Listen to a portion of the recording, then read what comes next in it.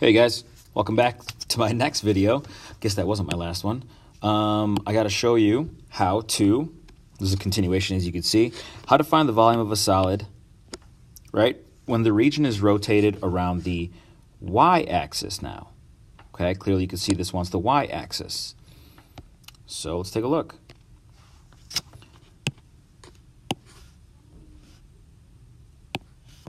All right, I have this region right here.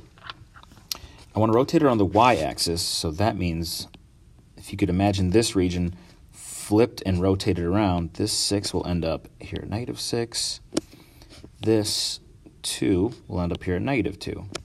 And this will rotate all the way around like that, creating, of course, a circle. This right here will also rotate around. I can put this behind it because we technically shouldn't be able to see it.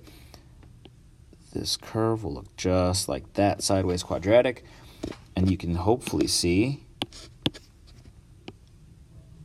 what this shape is supposed to look like. I don't even know what to call this, but it's a cool three-dimensional shape. Okay?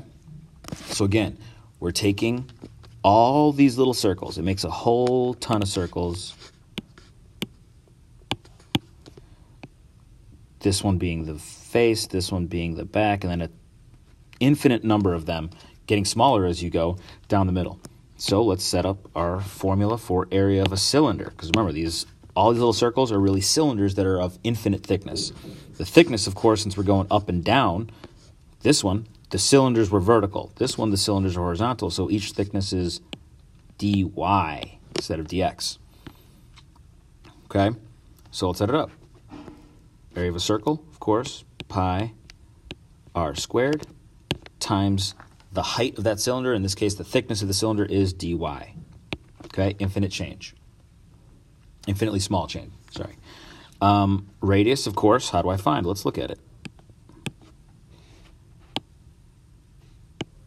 The radius of all these circles is from here, the center, to out to the edge. I can tell that one's 6. This radius is just 2, but it changes every time. To find it, it's the value of the function there. So again, your function, they gave it to you right here. And they hooked it up. They put it, solve for x in terms of y already. So this is going to work with this dy right here. Okay. Again, just like when we found area, since these discs or rectangles, as it were, are horizontal, we know we need to solve for x to get it in terms of y and have a dy right here. Okay? So, long story short, continues in purple, pi is pi, radius squared is the function squared. So y squared plus 2 raised to the second power, and of course times dy. Okay? So if you can imagine, this is all these little cylinders, the area, the surface area of the face times the width or height of the cylinder. Okay? Now since there's dy there and we're adding up an infinite number of these cylinders, we're taking the integral, which is like the infinite sum. And let's see, where are we going from? What are our limits of integration?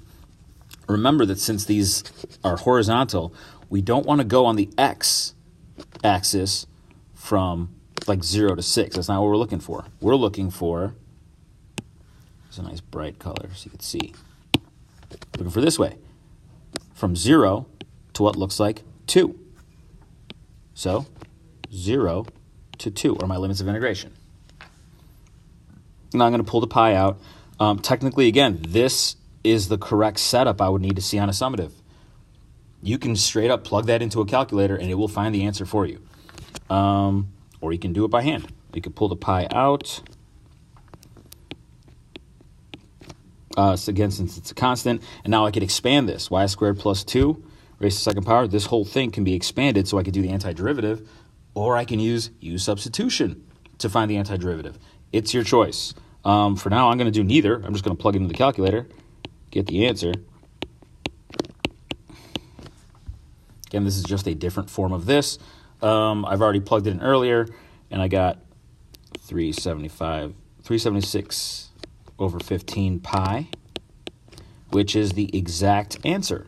Or you get the approximate answer, which is 78.74 9. Got it? So again, the difference, one revolves around the x-axis, one revolves around the y-axis. Okay?